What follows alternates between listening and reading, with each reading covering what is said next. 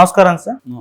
Sir నిన్న షర్మిల గారు ఒక నడుములోతు నీళ్ళలో దిగిన వీడియో ఇప్పుడు సోషల్ మీడియాలో వైరల్ అవుతుంది సార్. ఇప్పుడు చాలా మంది ఎలా మాట్లాడుకుంటున్నారు అంటే ఒకప్పటి పవన్ కళ్యాణ్ గారి రోల్ ని ఇప్పుడు షర్మిల గారు ప్లే చేస్తున్నారా అని అంటున్నారు సార్.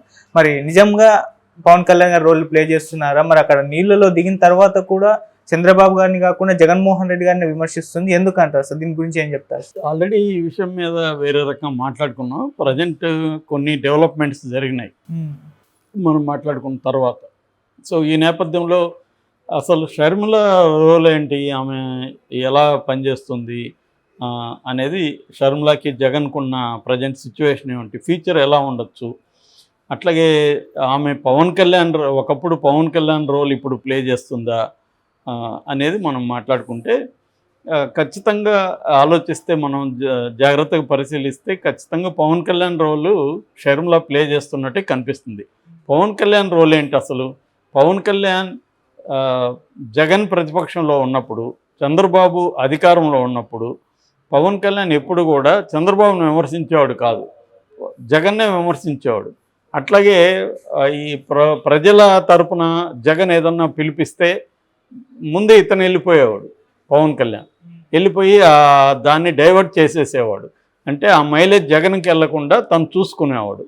ఇటువంటి అంటే చంద్రబాబు పరోక్షంగా పవన్ కళ్యాణ్ ఉపయోగపడుతూ వచ్చాడు.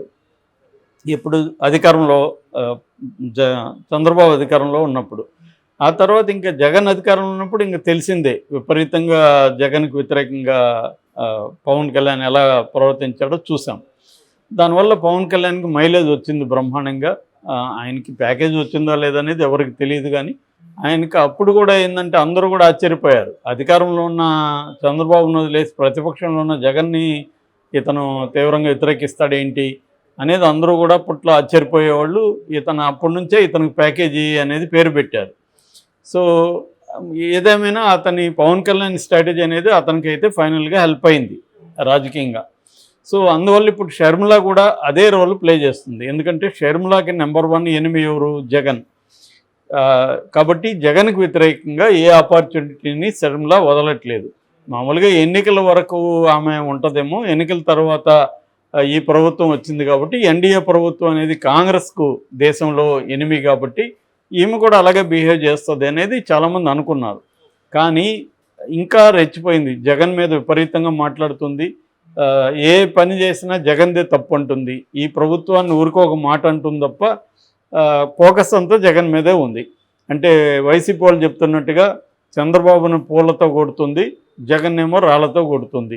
ఇదే స్ట్రాటజీ ఉంది. నిన్న లేటెస్ట్గా జగన్ ఢిల్లీకి వెళ్తే దాన్ని డైవర్ట్ చేయడానికి అన్నట్టుగా ఆమె అర్జెంటుగా, అంతకుముందంతా వరదలు 4 రోజుల నుంచి వస్తూనే ఉన్నాయి, ఎప్పుడు వెళ్ళలే. నిన్న వెళ్ళి పశ్చిమ గోదావరి జిల్లా తాడేపల్లిగూడెం నియోజకవర్గంలో నందమూరు అనే గ్రామానికి వెళ్ళింది. అక్కడ పంట మునిగిపోయింది. ఇదంతా ఒక పంట మునిగిపోయిన పొలంలో నీళ్లు ఫుల్గా ఉన్నాయి.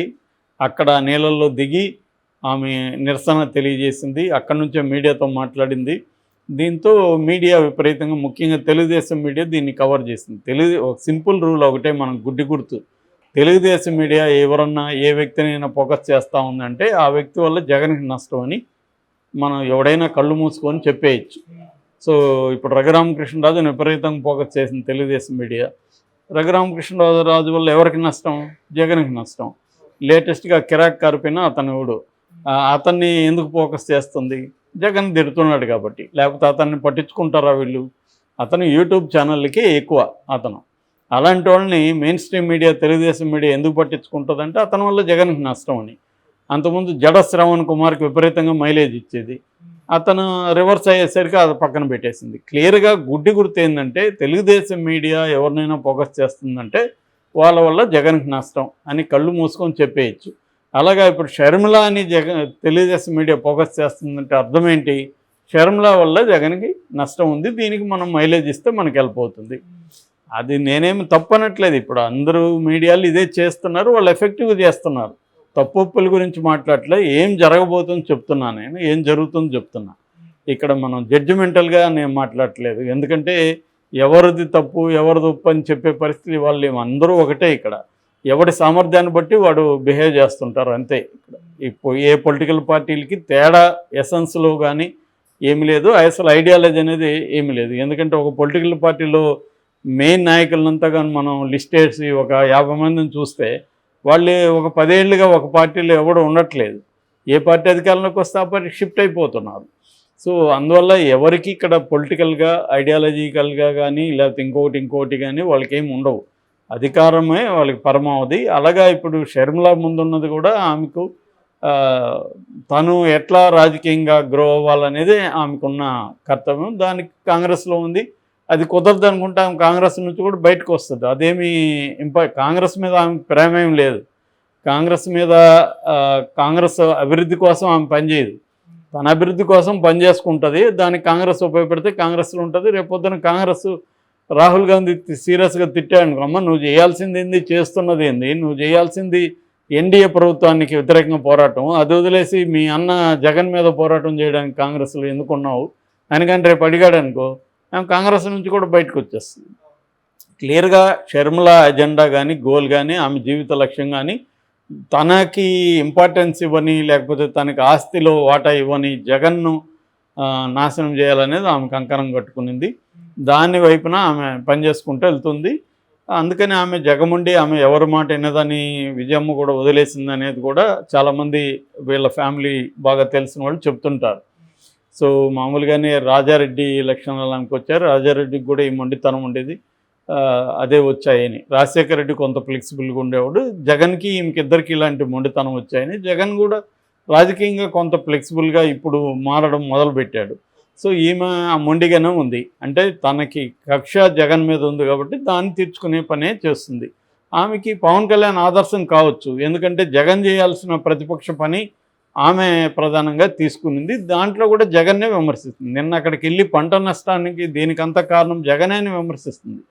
ఒక మాట వీళ్ళని అనలేదా అంటే అన్నింది ఖచ్చితంగా. వీళ్ళు పంట నష్టానికి పరిహారం ఇవ్వాలి, 40,000 ఎకరాల్లో ఈ నియోజకవర్గంలో పంట నష్టం జరిగింది, దీనికి చంద్రబాబు ప్రభుత్వం పరిహారం ఇవ్వాలని ఒక మాట మాట్లాడింది. అట్లాగే మళ్ళీ సేమ్ రికార్డ్ వేసింది. ఇక్కడ రేవంత్ రెడ్డి రైతు రుణమాఫీ చేస్తున్నాడు, ఇక్కడ కూడా చేయాలనింది. నిజానికి నేను మొన్న కూడా చెప్పా, చంద్రబాబు ఇవ్వని హామీని ఈమె నెరవేర్చమంటుంది. ఆయన ఇచ్చిన సూపర్ 6కి దిక్కులేదు, అక్కడ దాని గురించి మాట్లాడట్లేదు ఆమె. సూపర్ 6 అమలు చేయట్లేదు అనేది నిలదీయాలి కదా ఆమె, అదేమి చేయట్లేదు. నిన్న లోకేష్ కూడా తేల్చేశాడు కదా, తల్లికి వందనం స్కీమ్ పథకం అనేది నెక్స్ట్ ఇయర్కి చేస్తామని. దాని మీద ఆమె మాట్లాడాలి కదా, తల్లుల తరపున మాట్లాడలేదు. ఈ దాదాపు 400 విగ్రహాల పైన పగలగొడితే దాని గురించి ఆమె మాట్లాడట్లేదు. అంటే క్లియర్గా ఆమె టార్గెట్ జగనే. అయితే ఇక్కడ అందరికీ వచ్చే డౌట్ ఏంటంటే, సరే ఆమె టార్గెట్ని మనం అర్థం చేసుకోవచ్చు. ఆమె లక్ష్యము జగన్ని నాశనం చేయడం కాబట్టి ఆ రకంగా పనిచేసుకుంటుంది. ఎవరైనా వాళ్ళకి ఏం కావాలో ఆ వైపుగానే పనిచేస్తారు అందరూ. ప్రజలు అనేది ఒక సాకు మాత్రమే. ఇక్కడ ఎవరు ప్రజల కోసం పనిచేసే రాజకీయ నాయకులు లేరు.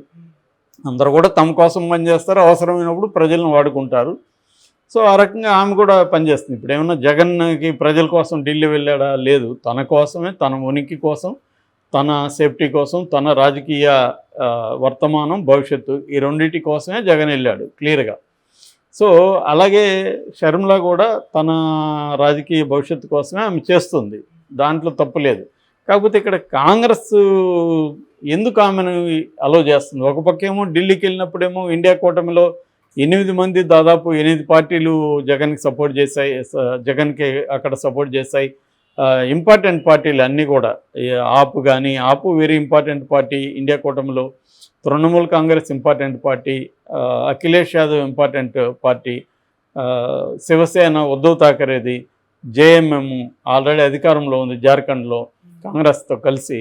సో వీళ్ళందరూ చేశారంటే రాహుల్ గాంధీకి వ్యతిరేకంగా చేయరు కదా వీళ్ళు. రాహుల్ గాంధీ నో వద్దు అని గట్టిగా చెప్తే వీళ్ళు వెళ్ళి చేయరు కదా.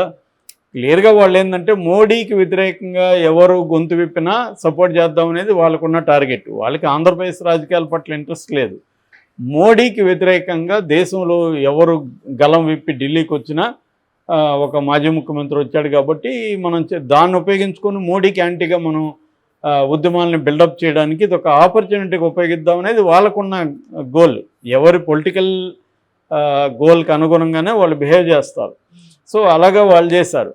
సో ఈ నేపథ్యంలో షర్మిలాని ఎందుకు జగన్ మీద పోరాటం చేస్తూ ఉంటే, ఎన్డీఏ కూటమి మీద పోరాటం చేయకుండా ఉంటే రాహుల్ గాంధీ ఎందుకు అలా చేస్తున్నాడు అనేది ఇప్పుడు $1 మిలియన్ ప్రశ్న. దానికి ఒక పాజిబుల్ ఆన్సర్ ఏంటంటే, కాంగ్రెస్కి ఆమె తప్ప దిక్కు లేదు. దిక్కు లేనప్పుడు ఆమెను కూడా మనం ఇప్పుడు వదులుకుంటే కాంగ్రెస్ అసలు ఇంకెవరున్నారు కాంగ్రెస్కి?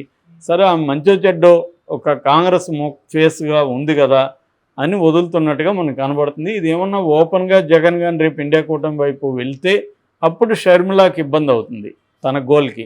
అప్పుడు జగన్ గట్టిగా మాట్లాడలేదు, ఎందుకంటే జగన్ కూడా కూటమిలో ఉంటాడు కాబట్టి, మిత్రపక్షం కాబట్టి. అప్పుడు ఒకవేళ మాట్లాడినా కూడా రాహుల్ గాంధీ కూడా చెప్పాల్సి వస్తుంది, రాహుల్ గాంధీకి కూడా. సో ఎందుకంటే జగన్ కూడా ప్రెజర్ చేస్తాడు కదా అప్పుడు. సో ఇప్పుడంటే జగన్ ప్రెజర్ చేయలేడు కాబట్టి రాహుల్ గాంధీ కూడా కాంగ్రెస్కి ఈమె తప్ప వేరే దిక్కు లేదు కాబట్టి ఈమెను అలో చేస్తున్నట్టుగా మనకు అర్థమవుతుంది. సో ఈ పరిణామాలు చూస్తే దాన్ని బట్టి మనం నెక్స్ట్ ఏం జరగచ్చో చెప్పచ్చు. ఏదేమైనా షర్మిల మాత్రం ప్రజెంట్ అయితే మాత్రం పవన్ కళ్యాణ్ రోల్ని ప్లే చేస్తుందని చెప్పచ్చు.